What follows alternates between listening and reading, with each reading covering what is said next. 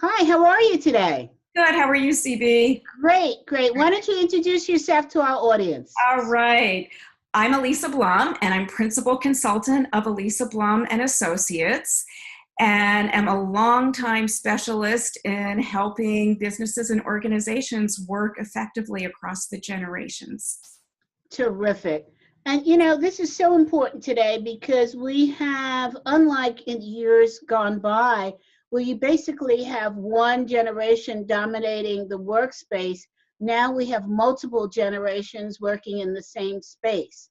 So we would like our audience to have some tips and thoughts about how to work better to build a stronger corporate culture and to increase ROI for the organization and to increase employee satisfaction. Okay, sounds great. So why don't we start with defining what is a millennial? Okay. Well, technically, millennials are the generation that were born between 1981 and 1986.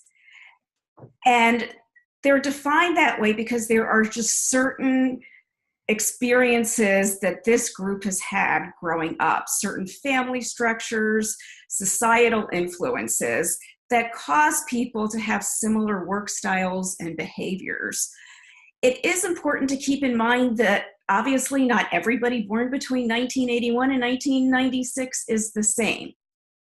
So there's this is a 15-year span. So a 23-year-old just starting their first job is going to have some different needs than a 34-year-old with family responsibility. So keep that in mind.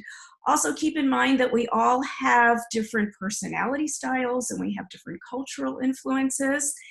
And some people are born on the border of one generation and another. So they have influences from both generations. So it's important when we talk about the generations to understand those big influences and those similarities, but also for people to get to know each other on an individual level so that they can recognize and appreciate the individual differences between them and their similarities also. So one of the things that occurs to me, I'm not sure if you're in this generation, but how did you become an expert in the generation? Well, it evolved over time. My background is as a social worker, so I've always been interested in understanding people and the impact of society on people and individual development. And in the late 90s, books started coming out about the different generations. And that was at a time when we had Gen Xers were just getting into the workforce. So for a long time, the workforce was just made up of traditionalists and boomers. And then a third generation was added to the mix, which caused a lot of confusion in the workplace. So this really interested me. So I started doing a lot of reading on this subject, and then I started to develop training programs in this area. And then as new generations have come along, the dynamics have changed in the workforce. So you always have to stay on top of what's new and what's changing, because now the traditionalists are pretty much gone from the workforce, and the millennials are a growing influence in the workforce. As a matter of fact, in 2020, 75% of the workforce is going to be made up of millennials. You know what I find interesting is that the millennials are very much what we would call in your face, right? And at the same time, people feel like they are a generation that feels like they deserve everything coming their way. Mm-hmm. At the same time, I'm finding, because I'm getting more involved with this generation through the Association of Corporate Executive Coaches, which I lead, we realize that in order for us to have sustainability, we need to be more inviting to the millennial generation. Mm-hmm. And so what I'm finding more than any other generation is that they have a deep-seated respect for the traditionalist, for the baby boomers. They're like sponges just absorbing the information we have. Mm-hmm. And there is a perception out there that they're sort of pushing away everything that we have to offer. I'm not finding that to be true. Yeah. And I think that's because your organization is giving them the opportunity to learn and to grow. And they crave that. And that organizations that are successful at keeping millennials are giving them those opportunities. But they will quickly leave an organization if they are not having those opportunities to learn and to grow. So it seems like this, we've talked this before, but now the millennials are putting us to task about mutual respect. Mm-hmm. So that they are really good if they feel like they're being heard, right, and they then reciprocate by listening well. Do you find that to be true? Well, I think it's hard for me to generalize that in that generation, because I think there are a lot of personality differences in there. Mm-hmm. But one of the things I've been thinking about lately is that it seems like movements like the Me Too movement, have been led by this generation. And so I think that they feel more empowered to be out there, and communicate their needs. The other thing that's important, and this is why there's been so much attention paid to them, is because they're so big. Right now, they are the biggest generation of adults. Wow. And it's always the biggest generation that has the most power. For a long time, we heard all about the boomers, and the boomers were dominating the conversation. Well, now it's the millennials dominating the conversation because they're such a large group. And because they're so large, I think they have more power. Is large defined by the numbers in the generation or the size of their voice? Well, the numbers in the generation, but I think the numbers in the generation also have to do with the size of their voice. Mm-hmm, mm-hmm. I think it's amazing how when they, I don't know how to phrase this, but when they appreciate a subject matter, how fast that subject matter goes viral. Unlike anything I have ever seen, Black Lives Matter, Me Too Me Too movement, it's just fascinating. Yeah, it's fascinating to me too. And because they are so good at using social media, and because I'm not part of that generation, it's just, I feel the same way you do. It's just amazing to me to see how they're able to tap into this stuff and make things take off and create incredible change. I am trying to figure out how it's done, and I'm looking for a formula. And everyone I ask who's of this generation says, I don't know, we just do it. What's the formula? Give me the secret sauce. Yeah, well, I think that's why we need to capitalize on the knowledge that this generation has, and why it's so important to work together. And for people in older generations to not assume that they have all the answers just because they're older or have more experience, and to recognize the value that these young people can bring and how much they can help us. So what are the mistakes that employers are making in working more effectively with this generation? What are the mistakes? Yes. One is not realizing, the pace that they want to work at.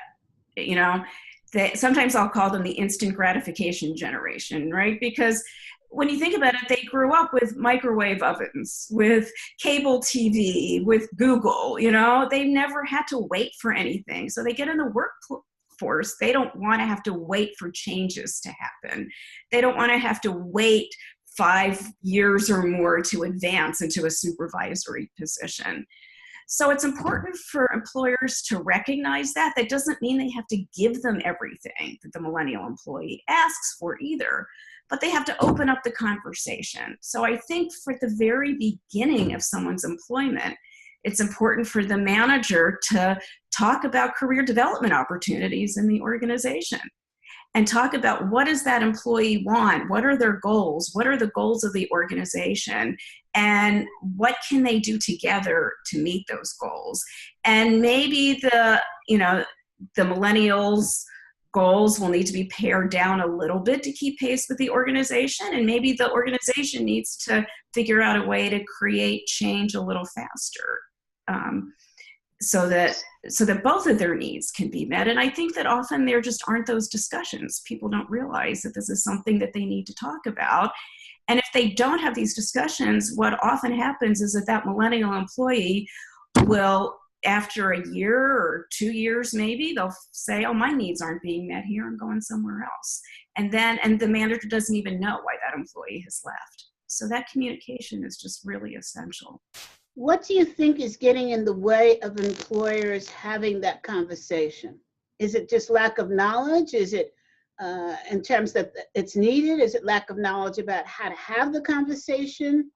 I think both of those things. One is a lack of awareness. You know, our perspective is usually based on what we've experienced, right?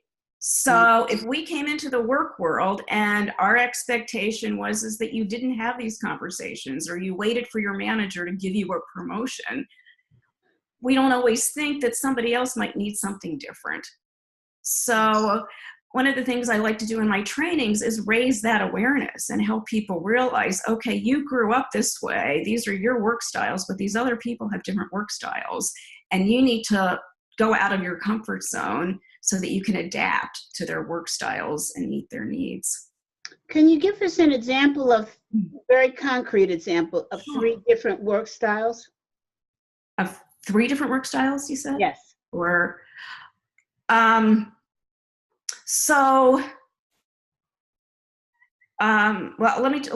don't we talk a little bit about communication, because it's easy to, Sure. kind of put it in that context. So, for example, one of the things that I see a lot is with Gen X managers who are very independent, very self-sufficient, and value that in themselves, don't understand the need for millennials to get a lot of positive feedback, because they didn't need that. And well, we may have needed it, but we didn't get it. Yeah, but they perceive that, oh, I did fine without it, right? So why do I have to give that to this person? Why do I have to spend my time doing that? I had a conversation with a client not too long ago about that. He was a Gen X manager, and he said, you know, for the longest time, I just went, what do I need to do this for? You know, and I wasn't doing it. And then he said, when I finally realized that I needed to adapt to them and start giving them that positive feedback, I really saw the value in it, and I saw how much it motivated my employees, and now I just do it automatically. So what happens is that you know, it can be a little hard to go out of your comfort zone, but then once you start doing something new and different, then it starts becoming part of, you know, who you are and how you behave, especially when you see the positive consequences of making that change. Is there a different way that we should be giving millennials feedback?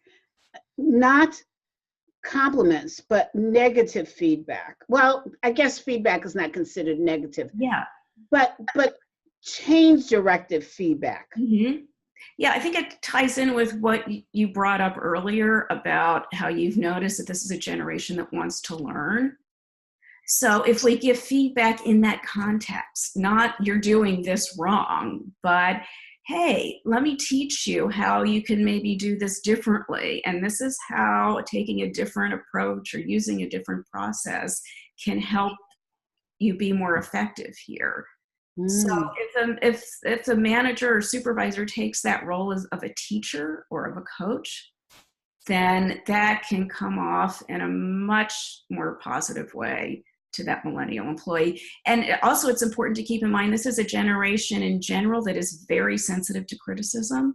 Yeah, I don't know if you remember, you know, when these kids were growing up, you know, teachers were taught to just only say positive things. On the playground, you see parents just only saying, you know, always saying you've done a good job for every little thing that they notice their kid doing. That's what they grew up with. So they don't know how to deal with the negatives as well. They're used to being rewarded constantly. Mm-hmm. And so my concern is that they do not know what failure is and how to recuperate from failure. Yeah, and that's where coaches come in, or managers who want to coach employees can come in, is to recognize this is something that they may not have had a lot of practice with.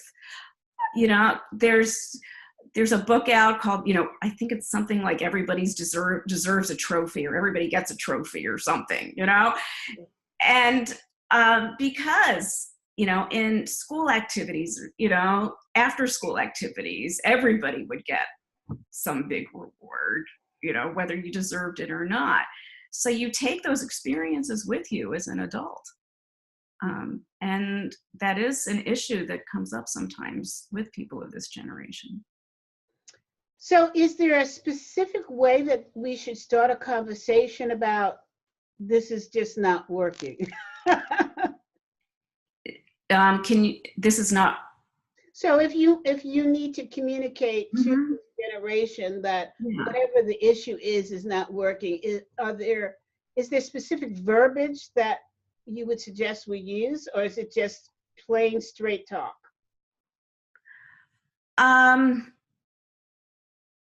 I think you need to think carefully about how you present the information. So I would get their perspective first, you know, describe the situation and say, this is what I've noticed. Can you tell me your perspective on that? Wow. And then say, well, can I share my perspective? And this is my perspective. And then have a dialogue about, okay, how can we solve this problem? This generation likes to be innovative. You know, so you can use that innovation if there's a problem that needs to be corrected. And you may find that that young person comes up with ideas and solutions that you haven't thought of. I love that thought. I absolutely love it. You know, we're dealing with that now because we have a major conference coming up. And so we want to encourage the millennial generation to come, because we feel that there could be a lot of sharing with the other generations. And so on our task force is a millennial, and she was listening to the dialogue between the older folks yesterday. And I said to her, Mary, you're very quiet. You haven't said anything. And she said, because I don't think that you're considering all the factors. And I was like, well, what are you talking about here? And I said, such as? She said, well, you all are talking about pricing this at a lower price for us, but you're not pricing it low enough. And I said, why? It's 50% off. She said, yes, but we don't have the income to pay for the transportation, the hotel, and the conference. So it's not priced right, number one. And number two, you haven't identified for us why we should come. You have talked about why your generation should come, but what specifically is it for us? And I thought, and I said, but isn't that obvious? And she said, no. And I thought, okay, now. But weren't you lucky that you got that feedback from her? That's fantastic feedback. Yes. To get. And then you can say to her, so what do you think we need to say in order to reach out to this generation? Because you're not going to intuitively know that. But you know, that's really good advice, because I was just so stunned. I don't think I came back with that question. So I'm going to be calling her after this. Yeah, and really let them know that you really appreciate that input, because there is no way you could have known that without her saying something. You know, it's also very interesting when I gave her the charge to build this what we're calling the Young Blood Tribe, and it's a organization for millennial coaches. And I said to her, all right, go and build it. And she said, well, what does that mean? What authority do I have? And I said, you have complete authority. It's your project. She said, well, does that mean I need to check with you? And I said, well, no, but I would say to you that it might be a good idea every once in a while, like once a month, to send me a post, send me an email, or just call and say, this is what I'm up to. And she said, that's it? I said, that's it. And she said, I love this. And I can go out and tell people that I am talking directly to the CEO. And that just blew me away, that comment right then and there. Because first of all, I never tell people who I am or what I am in the organization, right? And I said to her, is that important to you? And she said, oh, yes. Yes, it gives me status. Mm-hmm. Yeah. It's my colleagues. And I thought, okay, well, go for it. Mm-hmm. And I have to tell you, she has built an incredible committee to work with. Yeah. People that I would not think to reach out to. She's attracted people to sit on this committee from Google, from LinkedIn. I'm totally blown away. Yeah. Yeah. And that's a great example of, you empowered her to do this. Yes. And look what she did. And I've seen that in many other situations. Yeah, I want to talk to you about another surprising area for this generation. When I was coming along, I always had 3 jobs, and I've written quite a few articles on having a parallel career path. But that really had to do with the fact that I was a female and I was African American, and I felt that in the corporate world, I needed to insulate myself from being terminated. So it was this whole philosophy that I had to always have a backup career. Now what I'm seeing is something called the gig economy. And because I was quite surprised when the same person said to me, okay, I'm an executive coach and I'm in real estate. And I thought, okay, is this reminiscent of what I did? Was this something brand new? And how are employees responding to millennials having more than one job? Yeah, I can't, with the organizations that I have worked with, I haven't seen that because I've worked with mostly large organizations. But one of the things that's important for employers to keep in mind is that gig economy is alive and well. And sometimes people will leave your organization to start their own business. Mm-hmm. And so that's one of the reasons why it can be hard to retain employees in this generation, is because you're not just competing with other organizations, you're competing with that gig economy. And what's causing the need for the gig economy? I think there are a lot of reasons for that. One, I think what you said, those of us that have lived through many recessions probably feel a need to have a few different things going on in case one thing doesn't work out, we have something else. And you think this may have been passed down from their parents to them? Possibly, but also I think the internet and what that's allowed us to do, and then that sense of freedom that people think that they're going to have in the gig economy, or just the reality of being laid off. And I'm seeing that with older people too, not just with young people. Interesting. Yeah, well, there are a lot of older, people, in their 50s and early 60s who aren't ready to retire, but because they may be older, because they may be the higher paying people in an organization, they're getting let go of. And they're having a really hard time finding employment. So they're starting their own businesses, because that's been easier for them to do in some ways than finding employment. Absolutely. Absolutely. So what mistakes do you feel that managers continue to make in working with millennials, other than not recognizing their need for feedback, positive, and accepting them as a colleague? What gets in the way of them accepting them as a peer, as a colleague? Well, when they see differences in work styles, or they may make assumptions that because they're young, they may not know as much. When they may not know what that older employee knows, but they may know things, like, being tapped into social media or other kinds of things that that's important for the organization. And that gets discounted a lot.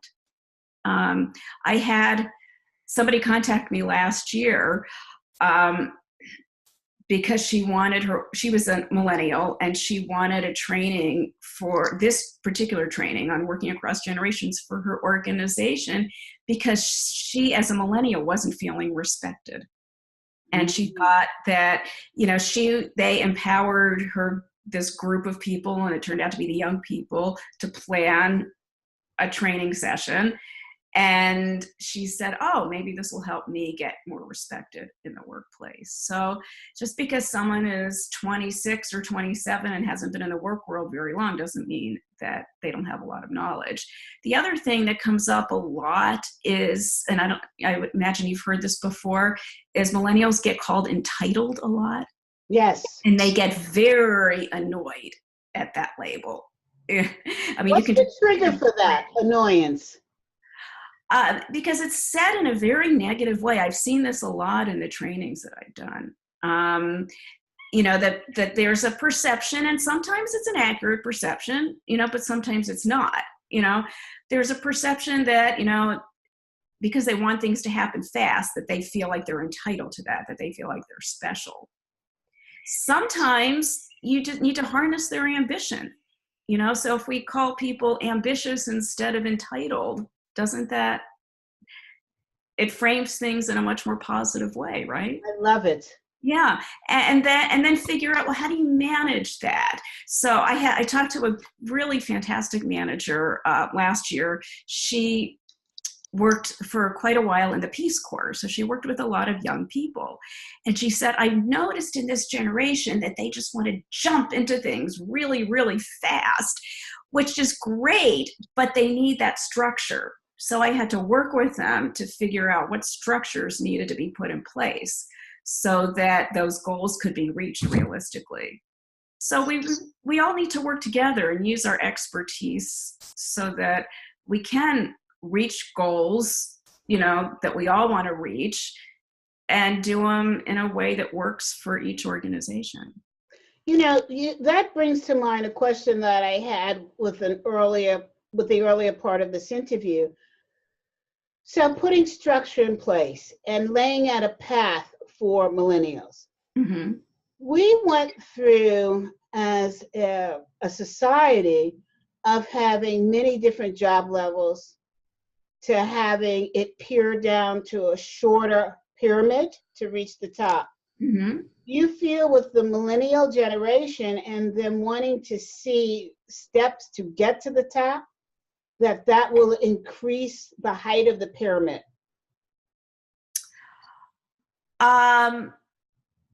So basically, will we need to add more levels? Yeah, I think it's good to add more rungs so that they can see more quickly how they're advancing. Mm-hmm. But get their input on it. One of the organizations I've worked with that's doing a great job with millennials has their newer employees involved in their leadership team discussions. Really? Yeah, and that has worked really, really well for this organization. Mm-hmm. So that the millennials get to frame their future.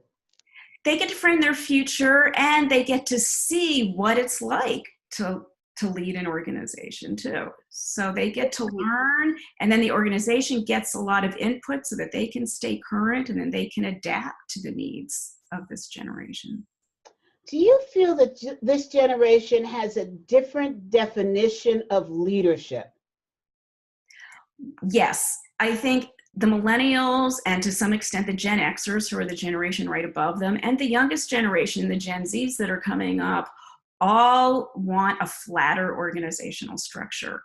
And for larger organizations, governmental organizations, that can be a challenge because they've been around a long time, they've been used to a certain type of hierarchy, and there is hierarchy that's needed in an organization, but they also need to start talking about what can we do to be more collaborative and to be flatter and to make decisions in a faster way. And they're being challenged with that right now. So this has been great, and I want to end with one final question. What do they see as the role of the leader? what do they see as the role of a leader?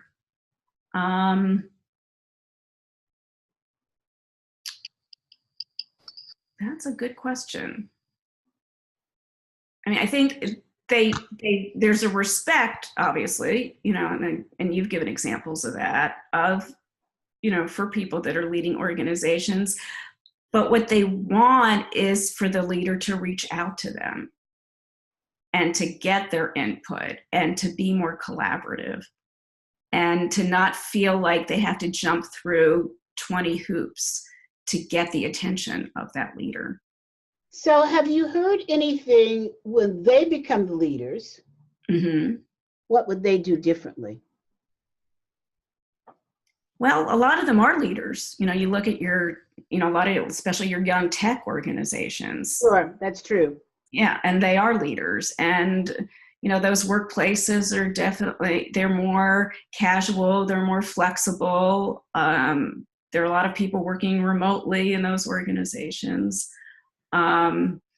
So there are differences. But I think, I think we're in a kind of a transitional time right now. So I think can be helpful for young leaders to think about what are some of the ways that people have led in the past that are still viable and that work, and what are some new and innovative things that we can put in place that will help us.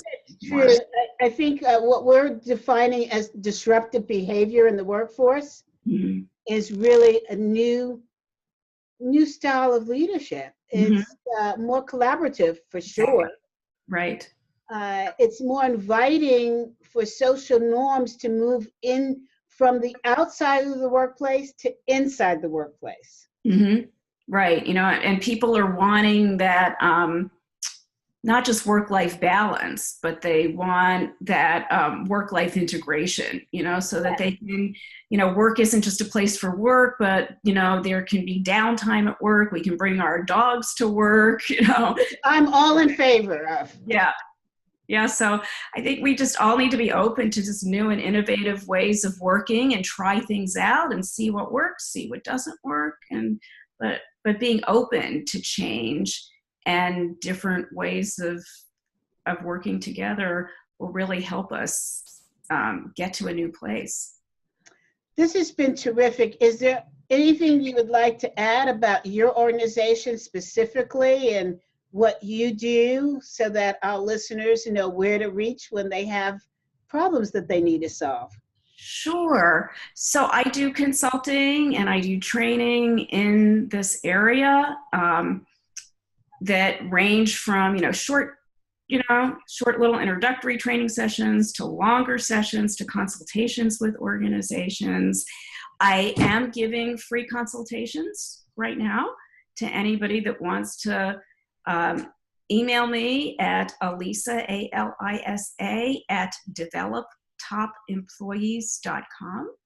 So just feel free to email me and let me know when you're free for a consultation, and let me know what your burning issues are, and I'll be happy to help you with them. That's wonderful, and I love the name of your organization. It says it all. Thank you. And thank you so much, CB. This has been a lot of fun. Thank you. Bye now. Bye.